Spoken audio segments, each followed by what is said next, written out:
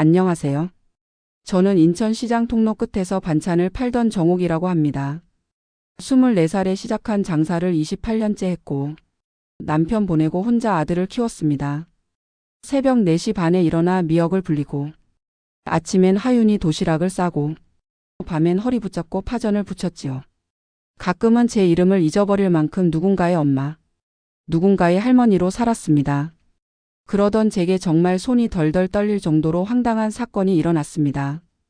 정말 황당하고 기막혀서 밤에 잠도 제대로 못 잤습니다. 이런 제 사연 한번 들어보시겠어요? 그날은 화요일 아침이었습니다. 시장에 나갈 준비를 하고 있는데 문을 누가 두드렸어요. 탁탁탁. 3번. 이상하게 그 소리가 심장까지 울렸습니다. 문을 열었더니 젊은 남자가 서 있었어요. 정옥 어르신 맞으시죠? 등기 우편입니다. 여기 서명 부탁드립니다. 받아든 봉투. 법원 등기소 직인이 찍혀 있었습니다. 무슨 일이지? 그런데 바로 그때 휴대폰이 울렸어요. 병원이었습니다. 보호자분 연락처로 알고 전화드렸는데요. 오늘 오후 검사 예정이신데 보호자 서명이 아직 안 되셨네요. 늦으시면 검사가 다음 주로 미뤄집니다. 저는 당황했습니다. 제가 보호자인데요. 간호사는 잠깐 말을 멈추더니 이렇게 말했어요. 아, 어르신 등록된 법정 보호자는 따님 되시는 분으로 되어 있어요. 세연 씨. 며느리였습니다. 그리고 그날 저녁 며느리 세연이가 집에 왔습니다. 손에는 서류 봉투가 들려 있었어요. 어머니 이거 도장 좀 찍어주세요. 급한 거예요. 여러분이라면 그 도장을 찍으셨겠어요? 저는 그날 제 인생에서 처음으로 도장을 찍지 않았습니다. 그리고 알게 됐습니다. 제가 살아온 28년이, 제 집이, 제 통장이, 제 건강이 언제부터인가 제 것이 아니었다는 걸. 오늘 이 이야기를 끝까지 들어주시면 여러분도 꼭 알아야 할 것들을 알게 되실 겁니다. 저는 28년 동안 시장에서 반찬 장사를 했습니다. 새벽 4시 반이면 일어나서 밥 짓고 반찬 싸고 시장으로 나갔어요. 남편이 일찍 세상을 떠나고 나서 아들 민수를 대학까지 보낸 게 다 그 반찬 장사 덕분입니다. 민수는 착한 아이였어요. 공부도 곧잘 했고 어머니 고생하는 거 보면서 자라서 그런지 말썽도 안 부렸습니다. 28에 세연이를 만나서 결혼했어요. 세연이는 첫인상이 좋았습니다. 말도 또박또박 잘하고 똑 부러지는 스타일이었어요. 어머니 저희가 잘 모실게요. 결혼식 날 세연이가 제 손을 꼭 잡으며 그렇게 말했습니다. 저는 고마웠어요. 결혼 후에도 저는 시장 일을 계속했습니다. 민수 부부는 신혼집을 따로 얻어서 살았고요. 손녀 하윤이가 태어났을 때 저는 정말 기뻤습니다. 태어난 지 3달 만에 세연이가 직장에 복직을 했어요. 그때부터 제가 하윤이를 봤습니다. 아침에 시장 나갔다가 오후에 하윤이 보러 가고 저녁에는 민수네 집에서 저녁 차려주고 집에 왔어요. 허리가 안 좋아진 건 그때부터였던 것 같습니다. 하윤이 안고 유모차 밀고 장 보고 한 번은 허리가 너무 아파서 바닥에 주저앉은 적도 있어요. 그래도 참았습니다. 손녀니까요. 내 새끼 키울 때보다 더 예뻤으니까요. 하윤이가 5살 되던 해 세연이가 말했습니다. 어머니 하윤이 어린이집 보내려고 하는데요. 등하원은 어머니가 좀 맡아주실 수 있으세요? 저희 둘 다 회사 다니니까 시간이 안 맞아서요. 저는 당연하다는 듯이 고개를 끄덕였어요. 그렇게 5년이 흘렀습니다. 하윤이가 초등학교 들어가고 저는 여전히 새벽에 시장 나가고 오후엔 하윤이 데리러 가고 저녁엔 민수네 집 밥 차려주고 어느 날 시장 친구 경분이가 물었습니다. 정호가 너 손녀 봐주는 거 돈 받니? 저는 웃었어요. 무슨 소리야? 내 손녀인데. 경분이가 고개를 저었습니다. 아니 내 말은 그게 아니라 너 요즘 허리 안 좋다며? 병원비는 누가 내? 생각해보니 제가 냈습니다. 하윤이 봐주는 건 당연한 거고 제 병원비는 제가 내는 게 당연하다고 생각했으니까요. 경분이는 한숨을 쉬었습니다. 세상이 변했어. 요즘은 손주 봐주는 것도 품산 받는다고. 너무 당연하게 생각하지 마. 저는 그 말이 씁쓸했습니다. 하지만 금방 잊었어요. 내 가족인데 무슨 돈을 받아요. 그러던 어느 날이었습니다. 하윤이가 초등학교 4학년 되던 봄이었어요. 세연이가 전화를 했습니다. 어머니, 저희가 집을 좀 넓은 데로 옮기려고 하거든요. 하윤이도 크고 방도 하나 더 필요하고 해서요. 그래, 좋지. 그런데 대출이 좀 필요해서요. 어머니, 집 좀 담보로 넣어도 될까요? 저희 신용으로는 한도가 부족해서요. 저는 잠깐 멈칫했습니다. 담보? 네, 근저당 설정이요. 어머니, 집 시세가 좀 있으시잖아요. 걱정 마세요. 저희가 다 갚을 거고 어머니한테 피해 안 가게 할게요. 저는 뭐가 뭔지 잘 몰랐습니다. 하지만 아들 부부가 집을 넓게 옮긴다는데 제가 뭐라고 할 수 있겠어요. 그래, 알았어. 그렇게 일주일 후 저는 법무사 사무실에 갔습니다. 세연이가 데리러 왔어요. 어머니, 여기 서류에 도장만 찍으시면 돼요. 간단해요. 서류가 여러 장이었습니다. 한자도 섞여 있고 글씨도 작았어요. 저는 그냥 도장을 찍었습니다. 법무사 선생님이 말했습니다. 어르신, 이게 근저당 설정 동의서고요. 이건 채무 연대 보증. 세연이가 끼어들었어요. 선생님, 어머니 연세가 있으셔서 복잡한 건 잘 모르세요. 제가 나중에 설명드릴게요. 법무사는 고개를 끄덕였습니다. 그렇게 도장을 5개 찍고 나왔습니다. 집에 돌아와서도 저는 별 생각이 없었어요. 아들 잘 되는 일인데 뭐. 그런데 그날 밤 경분이한테 전화가 왔습니다. 정호가, 너 오늘 어디 갔다 왔어? 낮에 시장에 안 보이던데. 응, 법무사 사무실 갔다 왔어.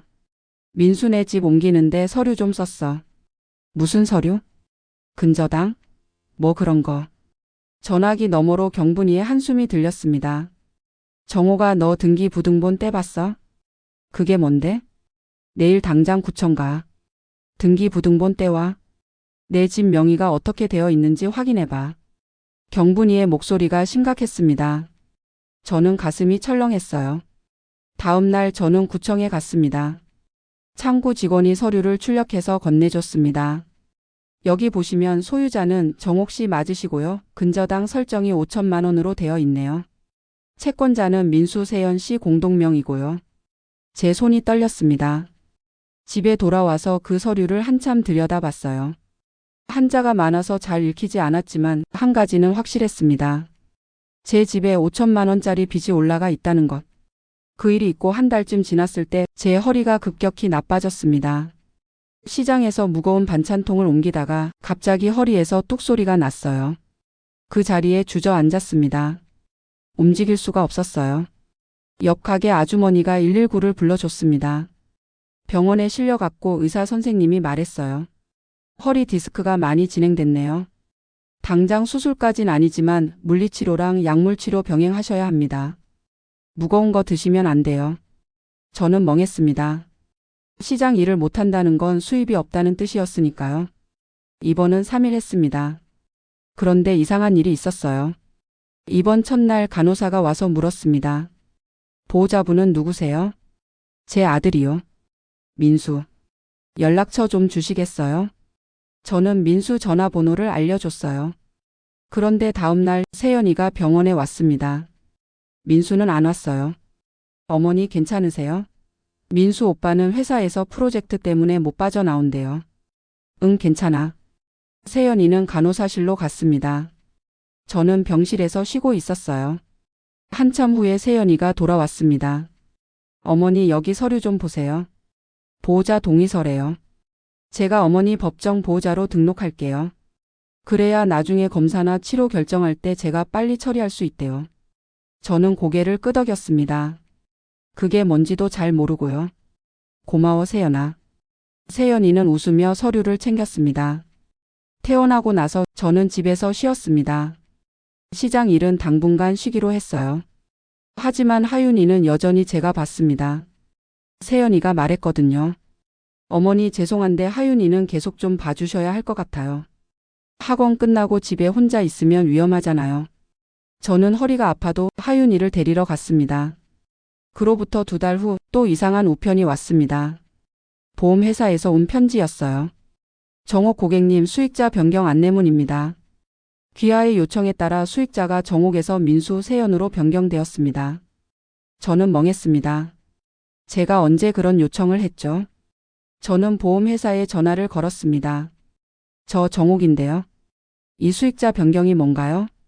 상담원이 친절하게 설명했습니다. 고객님, 지난달에 직접 오셔서 변경 신청하셨잖아요. 도장도 찍으시고 신분증도 확인했는데요. 제가요? 네, 5월 12일 오후 2시에 오셨어요. 보호자분이랑 같이 오셨고요. 그날 저는 세연이랑 병원에 갔었습니다. 물리치료 받으러요. 그 길에 세연이가 말했었죠. 어머니 보험회사 잠깐 들를게요. 제 보험 상담 받으려고요. 어머니도 같이 가시죠. 저는 로비에서 기다렸어요. 세연이가 상담 받는 줄 알았는데 저는 그날 밤 잠을 못 잤습니다. 다음날 아침 저는 경분이를 만나러 갔습니다. 경분이는 시장 상인 출신이지만 젊었을 때 은행에서 일한 적이 있었어요. 이런 일에 저보다 훨씬 밝았습니다. 경분아, 나 좀 이상해. 저는 그동안 있었던 일들을 다 털어놨습니다. 근저당 보호자 등록 보험 수익자 변경까지. 경분이의 얼굴이 굳었습니다. 정호가, 이거 심각해. 뭐가? 경분이는 종이를 꺼내서 하나하나 적기 시작했습니다. 일단 근저당. 내 집에 빚이 올라가 있어. 만약 민수네가 대출금 못 갚으면 내 집이 경매로 넘어갈 수 있어. 제 입이 바짝 말랐습니다. 그리고 보호자.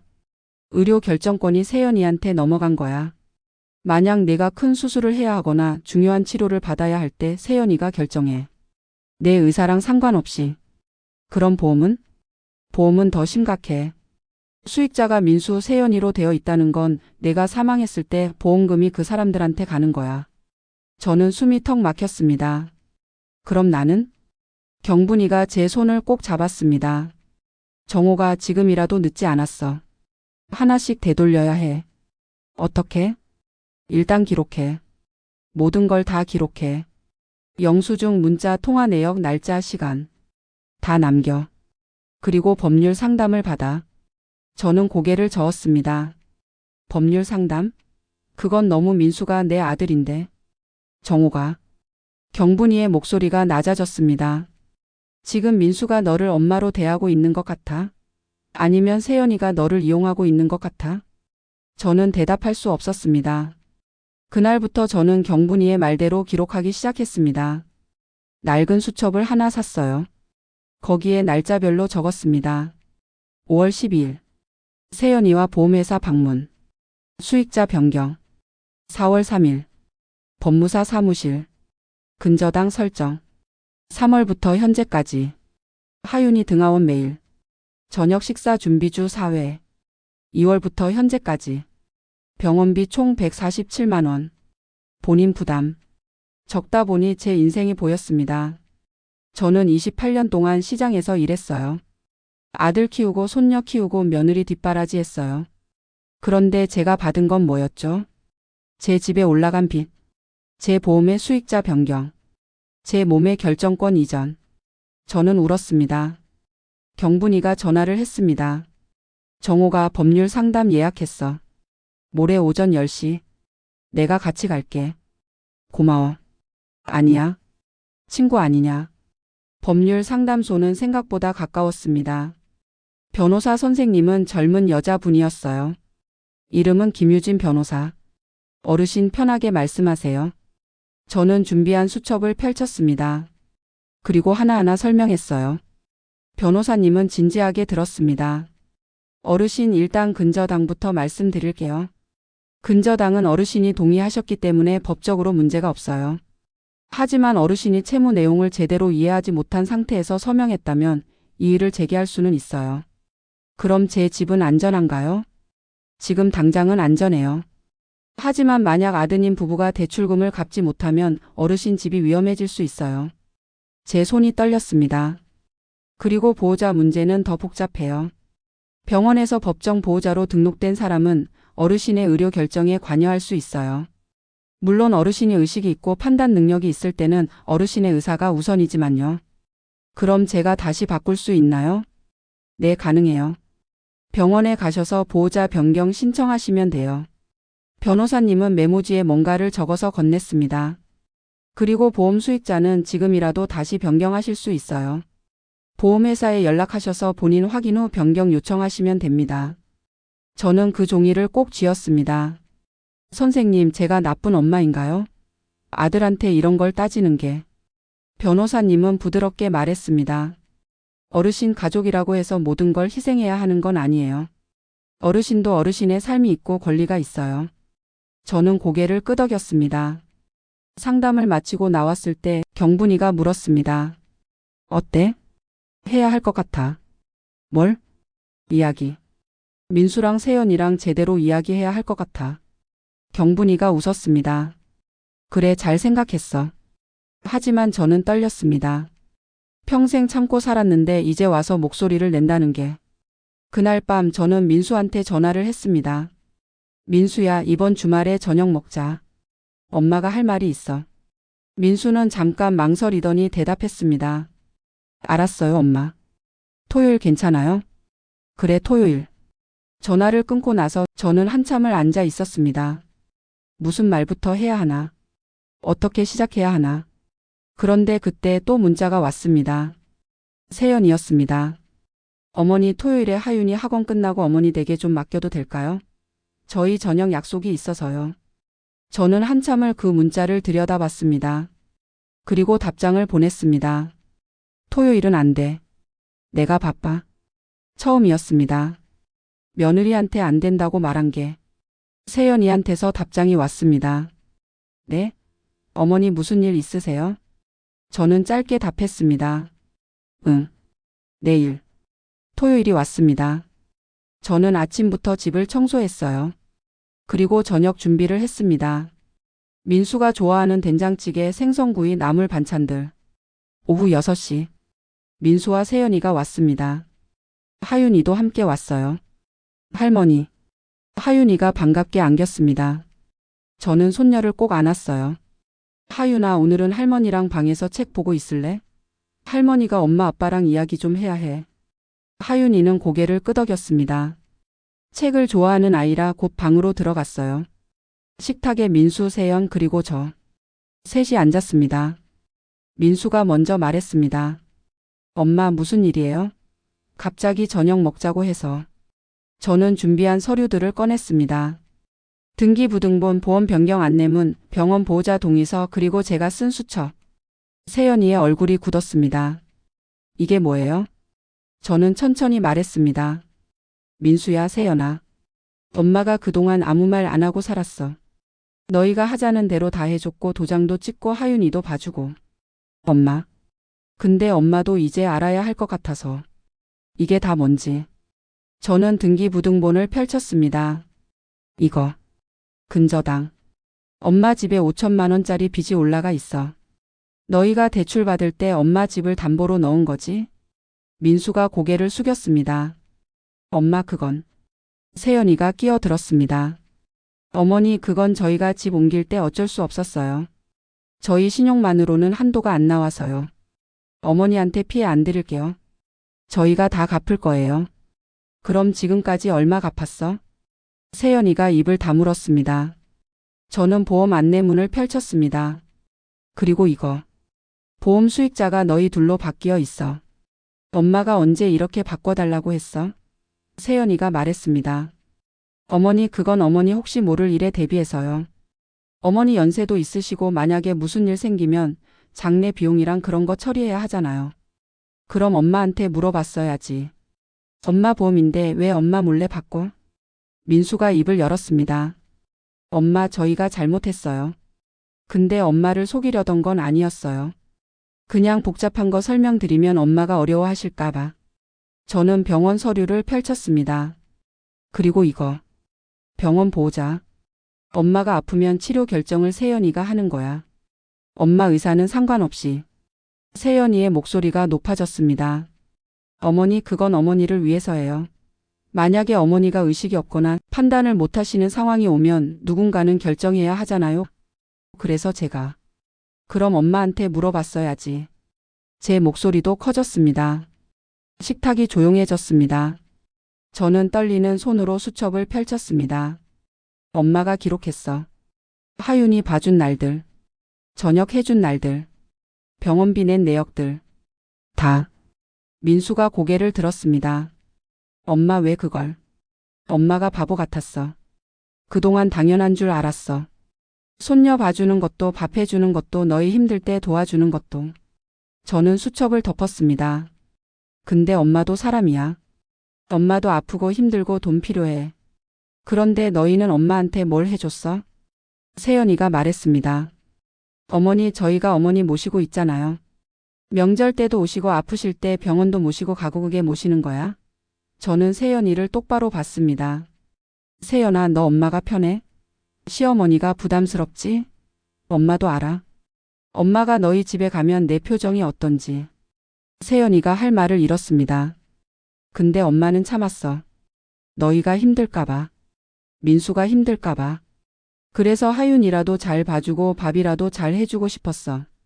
민수가 눈물을 글썽였습니다. 엄마, 죄송해요. 제가 잘못했어요.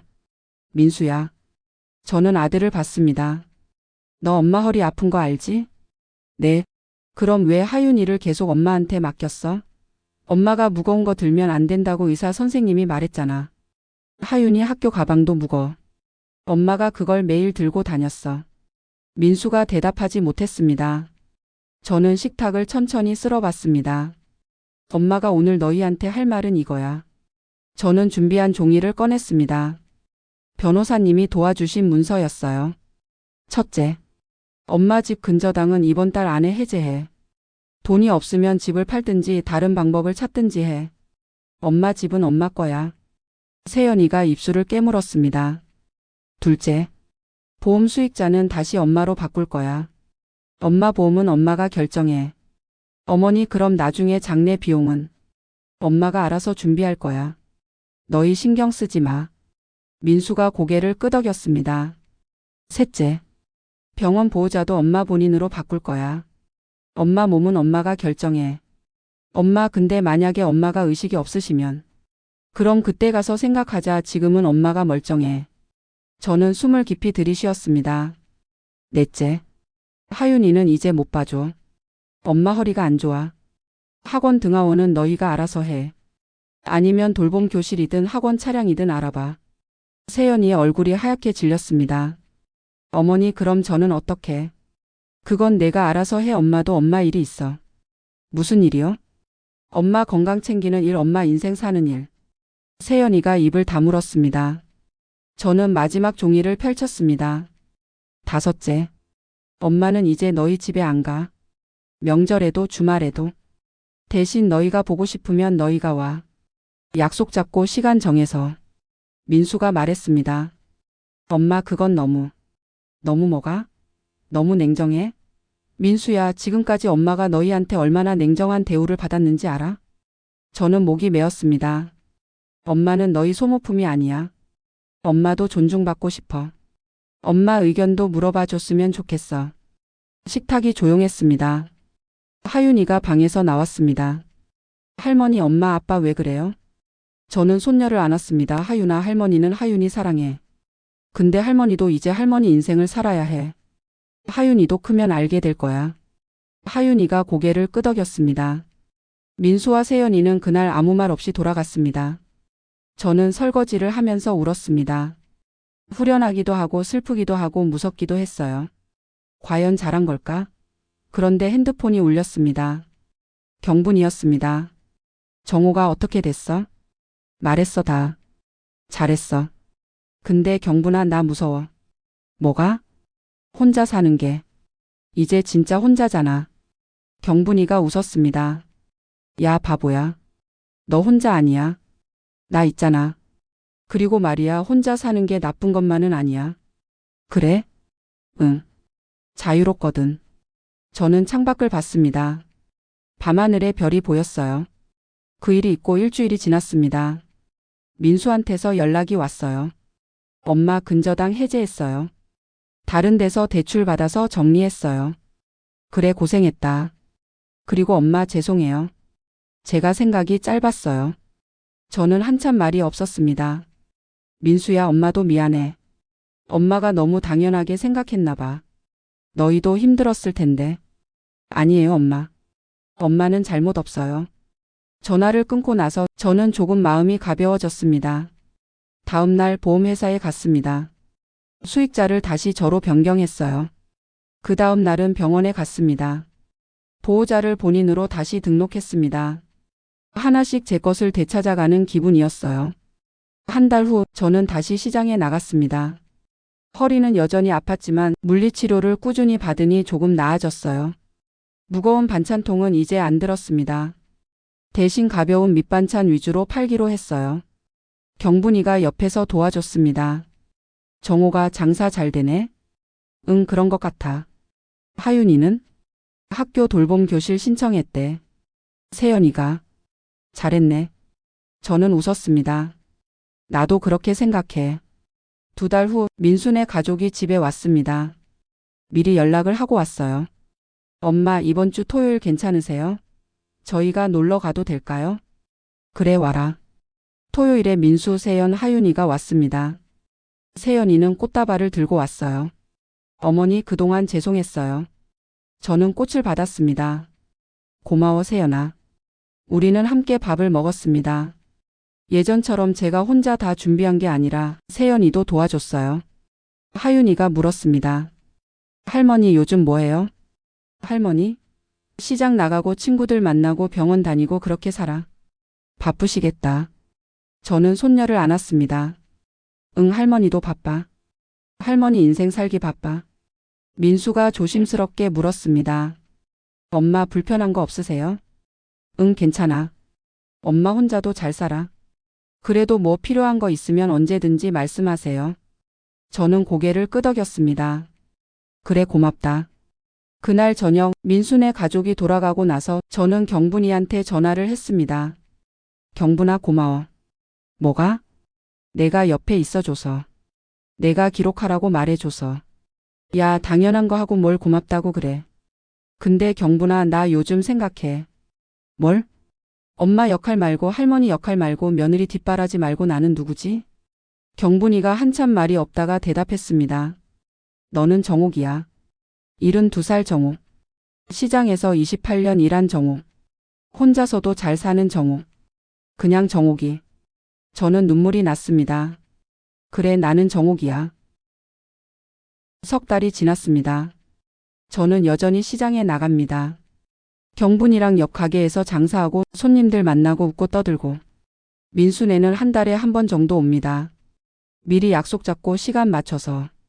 그게 서로한테 더 좋은 것 같아요. 하윤이는 돌봄 교실에 잘 적응했대요.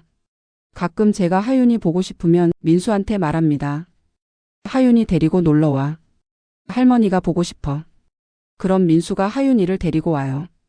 몇 시간 놀다가 저녁 먹고 집에 갑니다. 그게 딱 좋습니다. 어느 날 하윤이가 물었습니다. 할머니는 외롭지 않아요? 저는 손녀의 머리를 쓰다듬었습니다. 아니, 할머니 안 외로워. 할머니는 할머니 친구들도 있고 할머니 일도 있고 할머니 인생도 있어. 할머니 인생? 응. 할머니도 할머니만의 인생이 있어. 하윤이도 하윤이 인생이 있는 것처럼. 하윤이가 고개를 끄덕였습니다. 요즘 저는 일기를 씁니다. 매일은 아니고 일주일에 몇 번. 오늘 있었던 일, 오늘 느낀 것들. 어제 일기에 이렇게 썼어요. 오늘은 병원에 갔다. 물리치료 받고 왔다. 허리가 많이 좋아졌다. 의사 선생님이 칭찬해 주셨다. 오후에는 경분이랑 커피 마셨다. 경분이가 말했다. 너 요즘 표정 좋아졌다고. 나도 그렇게 느낀다. 그리고 오늘 일기에는 이렇게 쓸 겁니다. 오늘은 내 이야기를 했다. 누군가에게. 처음으로. 부끄럽지 않게. 당당하게. 나는 정옥이다. 72살. 혼자 잘 산다. 그리고 오늘부터 나는 나의 보호자다. 여러분. 저는 오늘 이 이야기를 여러분께 들려드렸습니다. 왜냐하면 혹시 여러분 중에도 저 같은 분이 있을까 봐서요. 가족이니까 참아야 한다고 생각하시는 분. 내가 나서면 안 될 것 같다고 생각하시는 분. 이게 당연한 거라고 생각하시는 분. 아닙니다. 우리도 우리 인생이 있어요. 우리도 존중받아야 해요. 우리도 우리 목소리를 낼 수 있어요. 기록하세요. 날짜, 시간, 내용 다. 그게 여러분을 지켜줄 겁니다. 물어보세요. 이게 뭔지, 왜 필요한지, 내가 동의하는 게 맞는지. 여러분 이름이 들어간 서류는 여러분이 이해하고 서명해야 합니다. 도움을 요청하세요. 친구든 이웃이든 상담소든 혼자 끙끙 앓지 마세요. 그리고 기억하세요. 가족이라는 이유로 모든 걸 희생할 필요는 없다는 것. 여러분도 여러분의 삶을 살 권리가 있다는 것.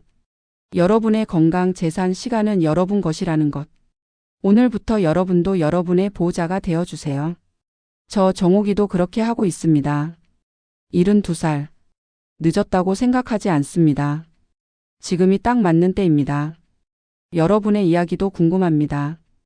여러분도 용기 내어 목소리를 내시길 바랍니다. 오늘 제 이야기를 들어주셔서 감사합니다. 저는 정옥입니다. 72살. 혼자서도 잘 삽니다. 그리고 저는 저의 보호자입니다. 여러분도 그러시길.